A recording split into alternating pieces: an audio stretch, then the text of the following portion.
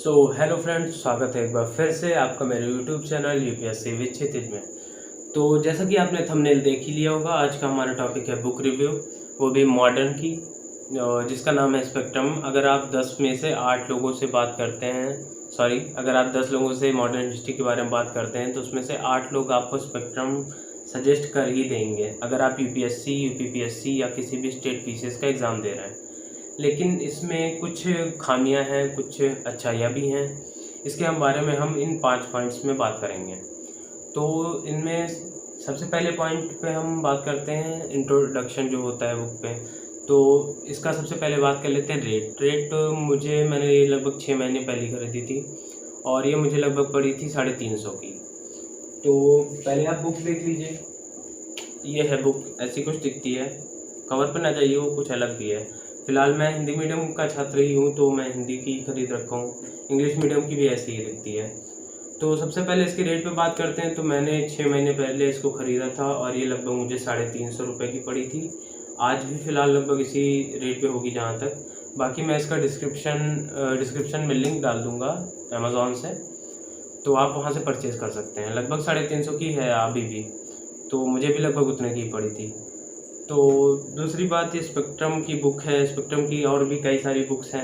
आप अगर एक बुक फेमस पा जाते हैं अगर किसी पर्टिकुलर सब्जेक्ट के लिए, तो ज़रूरी नहीं है वो हर सब्जेक्ट आप खरीद लिए। स्पेक्ट्रम की एक ही बुक, वो भी मॉडर्न हिस्ट्री की, ये आप खरीदें। बाकी इसकी ज्योग्राफी इतनी अच्छी बुक्स नहीं है, तो इसमें भी काफ़ी कन्फ्यूज़न हो जाती है। अगर आप आपने एक फेमस बुक का नाम सुन लिया, उसके आगे आप ज्योग्राफी, पॉलिटी किसी भी खरीद लाते हैं, तो आधुनिक भारत का इतिहास ही सबसे अच्छी बुक है। बाकी बुक्स के लिए अलग अलग प्लेस है, नाम है, बुक लिस्ट है, तो वो मैं आगे वीडियोस में बताता रहूँगा। फ़िलहाल मॉडर्न हिस्ट्री के लिए सबसे अच्छी बुक लोगों के हिसाब से तो यही है। मेरे हिसाब से भी सबसे अच्छी बुक यही है, लेकिन फिर भी ये अपने आप में सफिशिएंट नहीं है और इसके साथ आपको कुछ ना कुछ एक्स्ट्रा पढ़ना ही पढ़ना पड़ेगा, क्योंकि ये समझ लिए आपके नोट्स हैं और आपको जैसे आप पहली बार पढ़ रहे हैं तो आपके लिए ज़रूरी होगी, और अगर आप रिवीज़न कर रहे हैं तब बहुत अच्छी है। लेकिन आप सोच रहे हैं सिर्फ इसी के भरोसे आप निकल जाएंगे, तो ऐसा नहीं है। ये आपकी एक तरीके से नोट्स हैं। बाकी आपको अगर बुक का फॉर्म में देखना है तो आप एक BL ग्रोवर किसी की बुक आती है, वो आप देख सकते हैं। चलिए, वो मैं लास्ट में बताऊँगा। तो दूसरा पॉइंट हमारा है इंडेक्स। तो index is the main thing जो इसकी बुराई है। ये देखिए, आप ये इतनी चौड़ाई देख रहे हैं, लगभग इतनी, ये सिर्फ और सिर्फ इंडेक्स है। बहुत ही ख़राब इंडेक्स इसका दिया हुआ है। इंडेक्स के मामले में ये बुक काफ़ी ख़राब है, कुछ ज़्यादा क्लियर नहीं है और काफ़ी बड़ा इंडेक्स है। वैसे इसकी एक ही अच्छाई है कि इसमें शुरुआत से लेके आखिरी तक पूरी हिस्ट्री कवर है, इसलिए अगर इंडेक्स थोड़ा बड़ा भी है तो काम चलाया जा सकता है। तो ये इतना कोई बड़ी बात नहीं है इसमें। और बाकी इसकी अगर इंडेक्स में ये देखा जाए कि सारी चीज़ें कवर्ड हैं, तो आप ये सबसे पहले देख सकते हैं आधुनिक भारत के इतिहास के स्रोत। ये एक एक्स्ट्रा चीज़ है जो हर बुक में नहीं दी हुई है। ये आपके सिलेबस में नहीं है, लेकिन काफ़ी ज़रूरी चीज़ है। आप इसको यूज़ कर सकते हैं कि आप जो इतिहास पढ़ रहे हैं वो कहाँ से लिया गया है। जो अंग्रेज़ों के कागज़ पत्र थे, या उसके बाद जो हम लोगों की सरकारों ने जो बचा के रखे, या जो और भी आर्किटेक्ट्स फाइंड हुए हैं, इस तरह का पूरा इतिहास कहाँ से आ रहा है आधुनिक भारत का, वो भी दिया हुआ है। तो ये एक एक्स्ट्रा चीज़ है। और उसके बाद ये आपको लास्ट तक इंदिरा गांधी के जवाहरलाल नेहरू की मृत्यु तक, इतनी दूर तक आपको सब कुछ पढ़ा के रख देगी मॉडर्न हिस्ट्री। तो काफ़ी अच्छी बुक है, सब कुछ कवर्ड है। लेकिन आप अगर सोच रहे हैं सिर्फ इसी से काम चल जाएगा, तो इससे काम नहीं चलेगा, क्योंकि फैक्ट वाइज ये इतनी अच्छी बुक नहीं है सफिशिएंट। आपको फैक्ट्स भी कुछ अलग से पढ़ने पड़ेंगे। बाकी अगर आप कुछ ऑनलाइन क्लास कर रहे हैं या किसी कोचिंग क्लास कर रहे हैं, तो वहाँ पे आप देख सकते हैं, फैक्ट के लिए वो कंप्लीट हो जाएगा। बाकी काफ़ी अच्छी बुक है।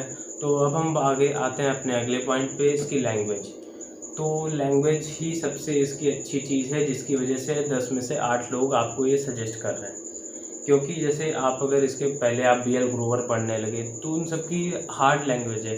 अगर आप पहली बार पढ़ रहे हैं तो वो आपके सर के ऊपर से जाएगी, समझ में नहीं आएगी। लेकिन इसमें ये प्रॉब्लम नहीं है। अगर आप लैंग्वेज के मामले में जा रहे हैं कि आपको पहली बार समझना है या लास्ट में रिवीजन करना है, तो इस बुक को आप एक समझ लीजिए नोट्स हैं। जैसे आप अपने हाथ से नोट्स बनाते हैं वैसे ही। तो लैंग्वेज इसकी काफ़ी सरल है, बहुत सरल नहीं फिर भी आप इतनी है कि आप आराम से समझ सकते हैं, इसलिए ये अच्छी मानी जाती है। क्योंकि अगर आपको समझ में नहीं आएगा तो चाहे जितनी अच्छी बुक हो जाए। क्योंकि इसके बारे में मैं एक एग्जांपल दे रहा हूँ, मतलब सिर्फ एग्जांपल है, बाकी मैं ज़्यादा लंबा नहीं खींच रहा हूँ। आप ये देख रहे हैं, ये पॉलिटी की बुक है लक्ष्मीकांत, और ये है उसका बेयर एक्ट। आप ये बुक अच्छी कहते हैं और ये सेम संविधान है, मतलब सबसे अच्छी बुक तो यही निकलेगी, लेकिन ये आपको समझाएगी अच्छे से, इसलिए वो अच्छी बुक है। तो अब हम वापस आते हैं अपने पॉइंट्स में। तो अब ये है कि हम क्यों खरीदें, आखिर क्या ज़रूरत है हमको कि हम यही बुक खरीदें। तो ये देखिए, अगर आप पढ़ाई की शुरुआत कर रहे हैं या आप अगर एक बार पढ़ चुके हैं तब भी आप इसको ख़रीद सकते हैं। लेकिन अगर आप शुरुआत कर रहे हैं, आपको कुछ नहीं समझ में आ रहा है, नोट्स अगर आप नहीं बनाना चाह रहे हैं, आप एक बार पढ़ चुके हैं या नोट्स में आप पहले बना चुके हैं, आपको एक रिवीजन के तौर पे चाहिए, तब आप इस बुक को खरीद सकते हैं। अगर पहली बार आपको पढ़ना है या बुक के फॉर्म में पढ़ना है तो आप B.L. ग्रोवर पढ़ सकते हैं। उसके ऊपर मैंने फ़िलहाल अभी कंप्लीट नहीं की है, इसलिए मैं उस पर बुक रिव्यू नहीं लाया हूँ। जब वो मैं कंप्लीट कर लूँगा तो उसके ऊपर बुक रिव्यू मैं लाऊँगा। तो सबसे पहले यही हुआ कि अगर हमको क्यों ख़रीदना है, तो नोट्स अगर आपको नहीं बनाने या पहले से बना चुके हैं या कोचिंग मटेरियल आप लेते हैं, तो उससे अगर उस मतलब नोट से आपको बचना है तो आप यही यूज़ कर सकते हैं। इतनी है या आपको क्यों ख़रीदनी है, इसका एक और अगर आंसर मैं ढूंढूं तो अगर आप B.L. ग्रोवर देखते हैं या विपिन चंद्रा देखते हैं तो इनमें कुछ ना कुछ अधूरा रह गया। जैसे B.L. ग्रोवर में 1707 के पहले की कहानियाँ नहीं लिखी हैं, क्योंकि उसके पहले जैसे यूरोपियों का आगमन और ये सब है, तो ये वाले चैप्टर उसमें नहीं कवर्ड हैं। और इसमें आप एक एक्स्ट्रा चीज़ मेन तो यही देख सकते हैं कि आप जो वही स्रोत वाला है कि आपका इतिहास कहाँ से लिया गया है, किन चीज़ों से, तो यही चीज़ एक्स्ट्रा है। ये आपके टॉपिक में नहीं है, फिर भी आपको ये इम्पोर्टेंट पड़ जाएगा। क्योंकि अगर आप इसको एक पढ़ रहे हैं तो समझ लीजिए आप एक पूरी बुक का सार उतने में पढ़ ले रहे हैं। तो वो काफ़ी अच्छी चीज़ इसमें दी हुई है और इसमें पूरा टॉपिक कवर्ड है। कोई भी ऐसी अलग चीज़ नहीं होगी जो कोर्स के बाहर हो, मतलब कोर्स में हो और इसमें ना मिल जाए आपको। तो ये चीज़ आपको बाकी 2 बुक से अच्छी मिल जाएगी। लेकिन अगर अब जैसा कि हमारा 5वां पॉइंट है कि अदर बुक्स जो हम मॉडर्न हिस्ट्री से रिलेटेड हम पढ़ सकते हैं। ये वीडियो को आप मैं बना भले बुक रिव्यू रहा हूँ, फिर भी आप ये मॉडर्न हिस्ट्री तैयार करने के लिए आप वीडियो एक खाका समझिए। तो आप अगर इसके साथ मान लीजिए सबसे पहले आपने पढ़ाई की, तो अगर सिर्फ आपको समझना है सीधे, तो आप इससे शुरुआत कर सकते हैं।